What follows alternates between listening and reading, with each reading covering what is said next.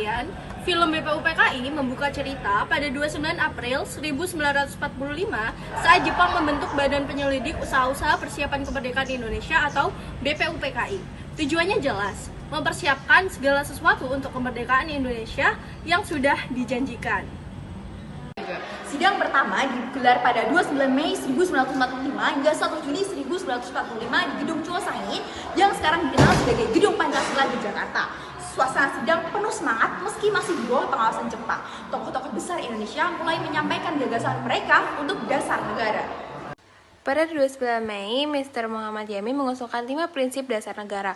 Pada 31 Mei, Profesor Dr. Supomo menyampaikan gagasan negara integralistik.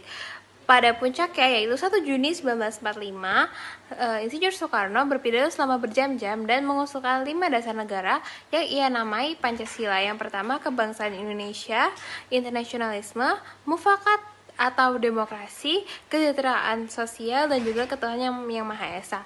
Pidato ini menjadi tonggak sejarah. Setelah sidang BPUPKI, dibentuk Panitia 9 yang merumuskan Piagam Jakarta pada 22 Juni 1995. Ada perdebatan panjang soal sila pertama. Akhirnya pada 18 Agustus 1945, sidang PPKI mengesahkan Pancasila sebagai dasar negara yang ditulis di permukaan UUD 1945. Prosesnya penuh kompromi, tapi berhasil melahirkan ideologi yang kokoh. Itulah lahirnya Pancasila yang kita kenal hingga hari ini. 3. Dari sisi sosial, Pancasila lahir di tengah masyarakat Indonesia yang sangat beragam. Lebih dari 1.300 suku bangsa, lebih dari 700 bahasa daerah, 6 agama resmi, dan ratusan kepercayaan lokal. Setelah 350 tahun dijajah oleh Belanda dan 3,5 tahun oleh Jepang, bangsa kita butuh ideologi yang bisa menyatukan perbedaan itu. Pancasila bukan hanya teori politik, tapi jawaban sosial atas ancaman perpecahan yang nyata saat itu.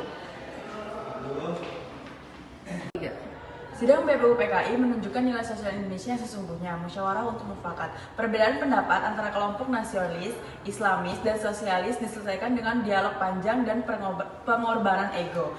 Bukan voting mayoritas, tetapi gotong royong mencari titik temu.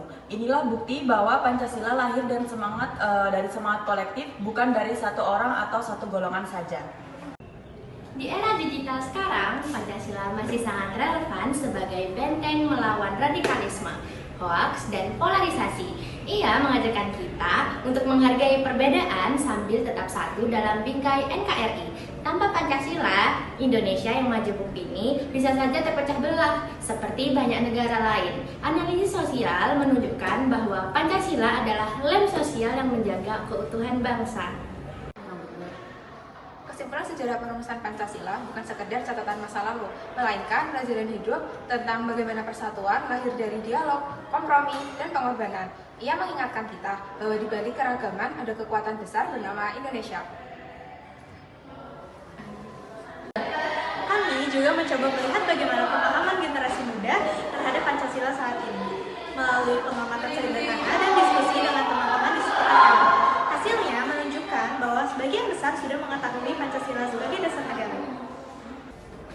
Namun ketika masuk ke pemahaman yang lebih dalam seperti sejarah BPUPKI atau momen pidato Soekarno pada 1 Juni 1945, masih banyak yang belum mengetahuinya secara tepat. Hal ini menunjukkan bahwa masih ada kesenjangan antara pengetahuan dasar dan pemahaman sejarah yang lebih mendalam. Temuan lain yang kami rasakan, banyak generasi muda menganggap bahwa Pancasila tetap relevan sebagai pemersatu bangsa di era digital. Namun di sisi lain, pemahaman terhadap nilai dan sejarahnya masih belum maksimal. Hal ini bisa dipengaruhi oleh kebiasaan mendapatkan informasi yang lebih cepat dan singkat dari media sosial dibandingkan dengan buku atau sumber pembelajaran yang lebih mendalam. Karena itu, kami melihat bahwa edukasi tentang Pancasila perlu disampaikan dengan cara yang lebih menarik, kreatif, dan dekat dengan generasi sekarang, seperti melalui video kreatif ini. 3. Dari ringkasan film BPUPKI, analisis sosial yang mendalam, dan survei yang kami lakukan, satu hal yang sangat jelas bahwa Pancasila bukan hanya teks sejarah di buku, tapi juga semangat hidup yang harus terus dijaga dan diamalkan. Sebagai generasi muda ITS 2026, kita punya tanggung jawab yang besar untuk meneruskan nilai-nilai ini ke teman-teman kita dan ke generasi berikutnya. Terima kasih.